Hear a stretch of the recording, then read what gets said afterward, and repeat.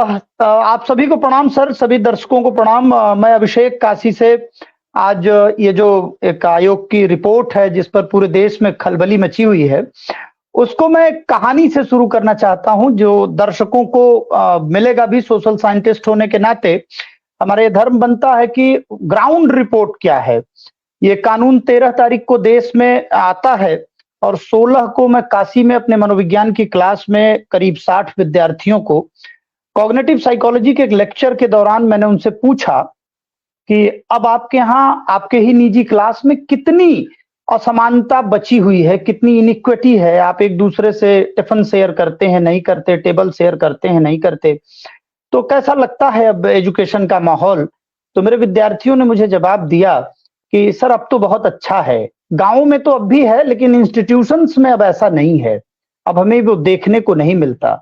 हमने कहा मान लो तुम्हें ये अवसर मिले कि कोई पॉलिटिकल पार्टी आपको ये अवसर दे कि आप किसी के साथ थोड़ा एक कानून का फायदा लेकर के कोई आपको डांट दे, किसी दोस्त से गाली गलौज हो जाए, मजाक में ही हो जाए, लेकिन आपको लगता है कि ये गलत हो गया मेरे साथ, मेरी सामाजिक बेइज्जती हो गई, तो आप उसका कैरियर बर्बाद कर देते हैं। ऐसा एक कानून मिले तो आप क्या करेंगे? तो मेरे विद्यार्थी आधी संख्या में कहते हैं कि सर मेरा दोस्त है, ऐसी तो घटनाएं रोज हो जाती है हमारे साथ। तो इसका मतलब ये तो नहीं कि हम उसका जीवन बर्बाद कर दें, मगर आधे चुप रहते हैं। मैं उनसे पूछता हूं कि आप क्यों चुप हैं, आपका क्या उत्तर है इस विषय पर? कहते हैं सर मैं सोच रहा हूं कि जब सब कुछ ठीक चल रहा है तो वहां ऐसे कानून की क्या जरूरत पड़ेगी, किसी को क्यों कानून कोई बनाएगा। शायद उन्होंने तब तक इतना वायरल समाचार नहीं था। तो मैंने कहा नहीं बेटा, कानून बन चुका है, आप कुछ ही दिनों में इस कानून का एक ऐसा इम्पैक्ट देखेंगे विश्वविद्यालयों में, जहां एक ऐसा इंस्टीट्यूशन बचा हुआ था जहां हम सब मास लेवल पर यूनाइटेड थे। एक कॉलेज ही ऐसी जगह बची थी जहां पॉलिटिकल रेंज अभी जाति के आधार पर इन्वॉल्व नहीं हो पाया था, पॉलिटिकल पार्टी के आधार पे तो जरूर इन्वॉल्व हुआ था। वो सब आश्चर्यचकित थे कि क्या सर ऐसा होगा कि हम किसी को कंप्लेन समानता के आधार पर या कभी ऐसे दुर्भावना से भी कंप्लेन करेंगे तो हमें भी तो सजा होगी।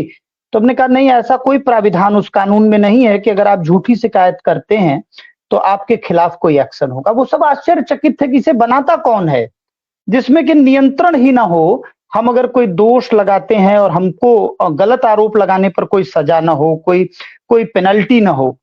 ये एक तो कहानी है उस क्लास की जिन्हें आश्चर्य होता है कि ऐसा कानून आज बन रहा है जब हम कह रहे हैं सबका साथ सबका विकास, और उसे किस दिशा में ले जा रहे हैं। सर ने एक सवाल छोड़ा है, वहीं से बात सर शुरू करता हूं कि आखिर जरूरत क्या पड़ी जब बीजेपी मंडल कमीशन के विरोध में थी तो उसे अचानक से ऐसे कैसे सूझा कि एक ऐसा कानून बनाएं जिसमें कि सारे समाज के लोग हो, बस एक सवर्ण तबका जो उनका कोर वोटर कहा जा रहा है वो ना हो। ऐसा होने का कुछ कारण होगा और मुझे लगता है कि वो वही कारण है जो कि एक ओबीसी तबके का जो बड़ा वोट बैंक है जो टूट नहीं रहा इनके लाख प्रयास से, संभवतः उस वोट बैंक को तोड़ने का प्रयास देश में किया जाएगा। अगर ये टूट जाए तो पॉलिटिकल रास्ता थोड़ा और आसान होगा, संघर्ष थोड़ा और कम होगा। ये एक पॉलिटिकल नैरेटिव, साइकोलॉजिकल पर्सपेक्टिव जो मैं इसका देख रहा हूं, जो मैं समझ पा रहा हूं कि शायद भविष्य में यही होगा कि जो एक कॉम्पिटिटिव तबका है, जो समाजवादी तबका है जिसमें पॉपुलेशन रेंज ओबीसी तबके की ज्यादा है, उस पॉपुलेशन को कैसे तोड़ा जाए, ये काम।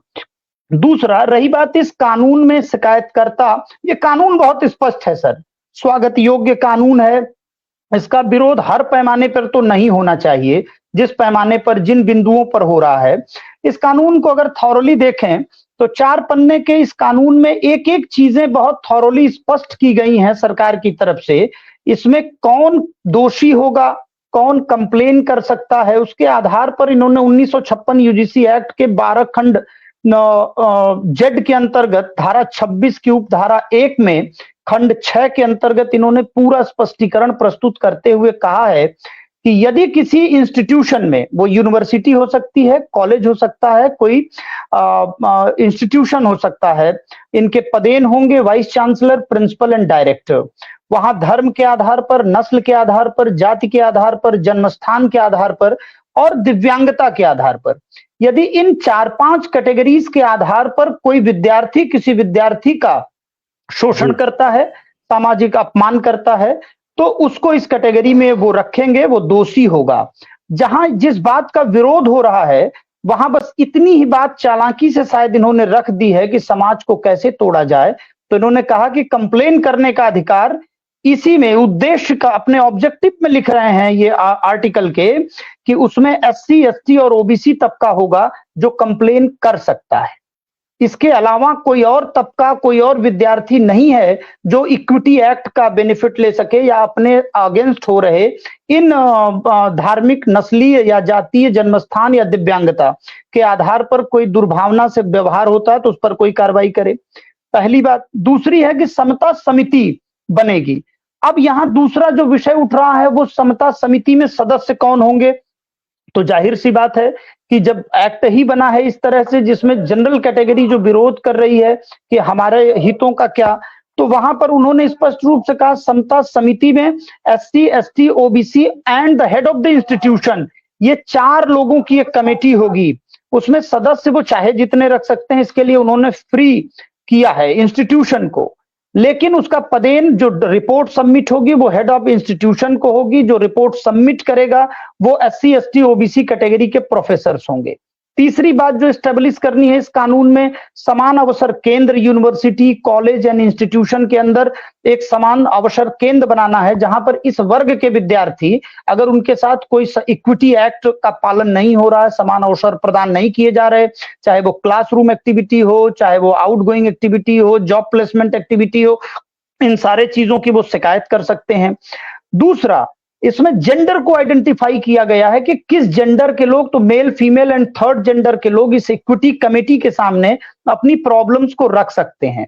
संस्था के प्रमुख के बारे में स्पष्ट रूप से कहा कि इसका head of institution vice chancellor, university में कॉलेज का principal and the director of the institution, अगर किसी इंस्टीट्यूशन की बात है तो उसका निदेशक इस पूरी कमेटी की रिपोर्ट को देखेगा, सुनेगा। कौन से छात्र होंगे जिनके खिलाफ ये कार्रवाई होगी, तो उसके आधार पर उन्होंने बताया कि कोई भी विद्यार्थी जो औपचारिक रूप से, अनौपचारिक रूप से, दूरस्थ माध्यम से या ऑनलाइन मोड में शिक्षा अर्जित कर रहा है, वो नव प्रवेशित भी हो सकता है, पुरातन छात्र भी हो सकता है, उसके खिलाफ अगर वो जो उसके ऑब्जेक्टिव हैं उसके अगेंस्ट है तो उसके खिलाफ कार्रवाई हो सकती है। और तीसरी बात इसमें कहा गया है कि समता हेल्पलाइन डेवलप करनी है। एक जैसे समाजवादी नेताओं ने, समाजवादी पार्टी ने 112 जैसी हेल्पलाइन को डेवलप किया, वैसी ही एक हेल्पलाइन हर इंस्टीट्यूशन को डेवलप करनी होगी जो 24 घंटे तक उपलब्ध होगी और 24 घंटे आप उस पर शिकायत कर सकते हैं यदि आपके साथ होता है।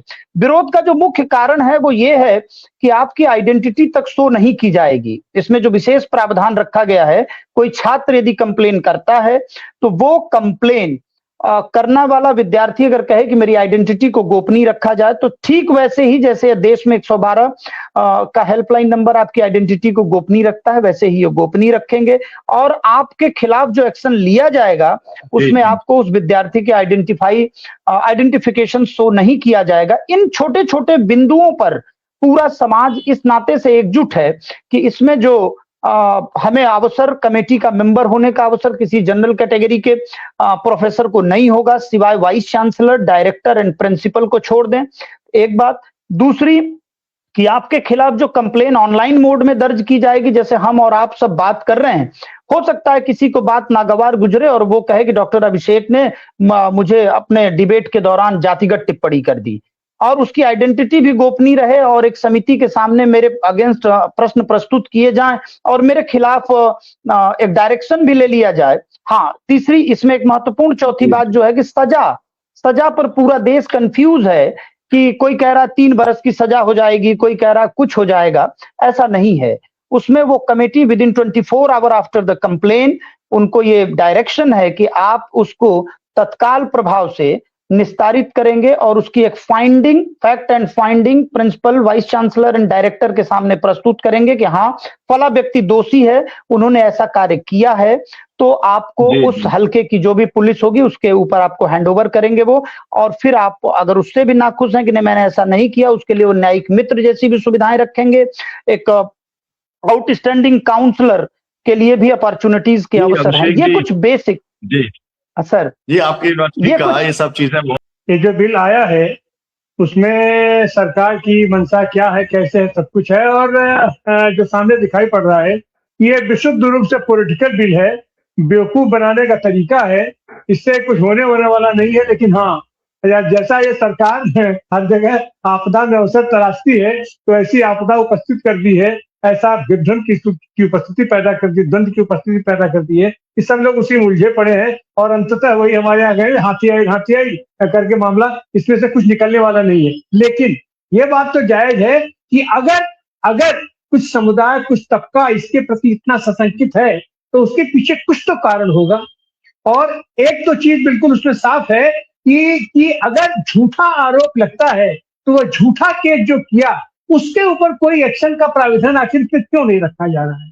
ये तो कहीं ना कहीं से बिल्कुल वही है अपना चुनाव आयोग की अपना तरह से कि अगर चुनाव आयोग अगर कोई गलती भी करता है, चाहे जो करता है, लेकिन उसके ऊपर कार्रवाई नहीं होगी, उसके ऊपर एक्शन नहीं होगा। इसका मतलब है कि सरकार के पास तो सारी ताकत रहती है, सब उसके पास सारी मशीनरी है, तो सरकार उसका जैसे चाहे वैसे उसका उपयोग कर सकती है, दुरुपयोग कर सकती है। और ऐसी हालत में उपयोग तो कम होता है, दुरुपयोग ही ज्यादा होता है। अपना जिस तरीके से सौदेबाजी की ये सरकार व्यवस्था है और ये शासन प्रशासन सौदेबाजी करता है, तो और तो एक बात और है कि जिसके ऊपर हमने आरोप लगाया, अगर आरोपी है, अगर आरोप सिद्ध हो गया तब तो ठीक है, कोई बात नहीं, आपको सजा दे दीजिए। लेकिन अगर उसका आरोप झूठा है तो फिर वो आदमी इतने दिन तक प्रताड़ित क्यों हुआ?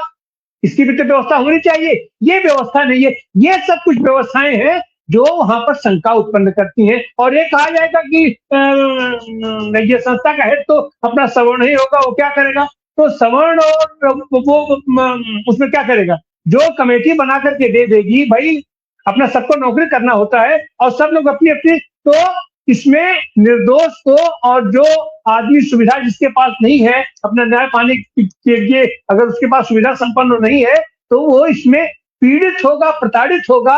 आरोप मुक्त होने के बाद भी इतने दिनों तक, जैसे आज की तारीख में है कि सालों साल, दसियों साल लग जाता है, कैसे नहीं चल रहा, लेकिन आज देते हैं।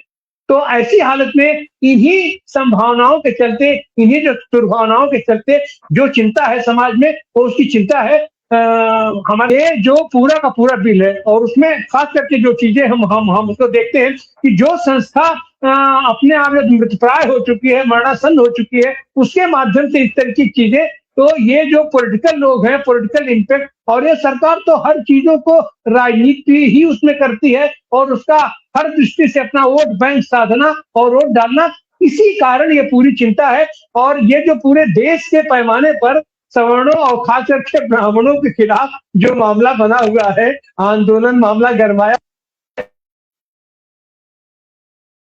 एक छोटी सी बात हो, अगर कोई एक पर दर पर जमती चली जा रही है, मुक्तेश्वरानंद हो गए, आपका ये हो गया, उनका इस्तीफा हो गया अग्निहोत्री का, तो इसके चलते ये पूरा कुहास का माहौल बना हुआ है। लेकिन निश्चित रूप से जब शासन प्रशासन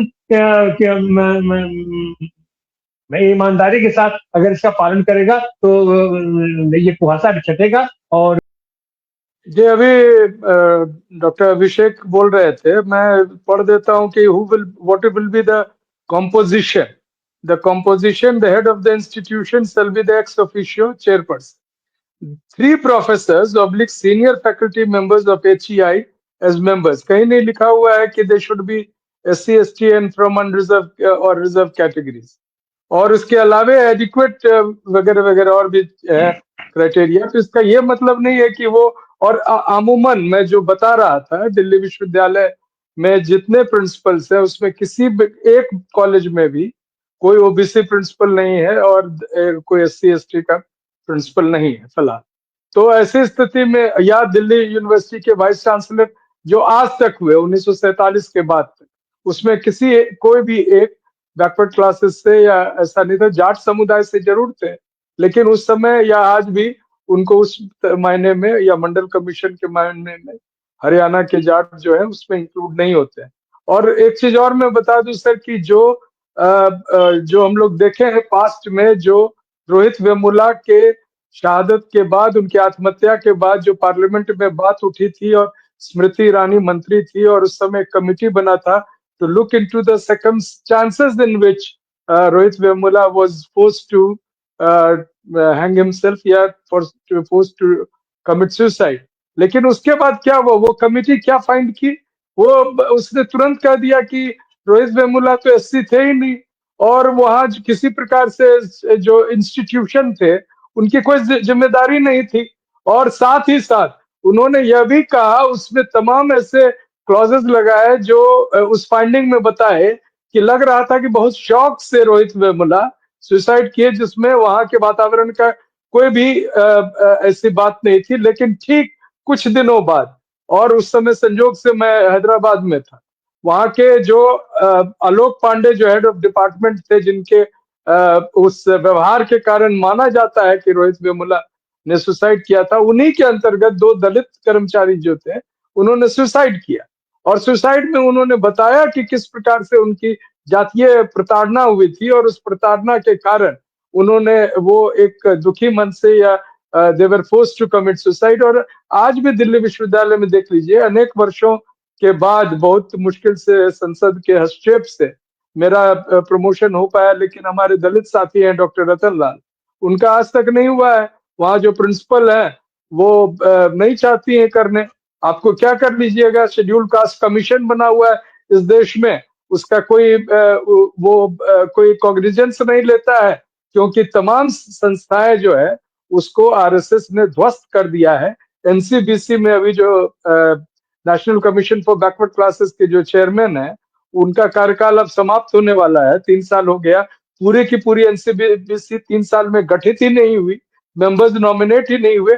और उनके वेबसाइट पे जाइएगा तो एक भी शिकायत का निवारण किया हो या सुना हो, अगर आप दिखा दे या देख लें तो एक बड़ी बात होगी। तो मैं ये कहना चाह रहा हूं कि जो सरकार इतनी असंवेदनशील है, और खास तौर से जो खुलेआम जातीय प्रताड़ना करती है, और मंडल कमीशन के ही खिलाफ उन्होंने मंदिर का एक मुद्दा उठाया और राम रथ यात्रा शुरू की थी। आज भी राम मंदिर में एक भी ओबीसी सदस्य नहीं है, जो कि तमाम ऐसे लोग थे जो उस समय, कौन उत्तर प्रदेश के, या उमा भारती जी थी, या वो अपने बजरंग दल वाले थे, कई लोगों ने उसमें बड़ी तलवार भांजे, बड़ी बढ़ चढ़ के हिस्सा लिया।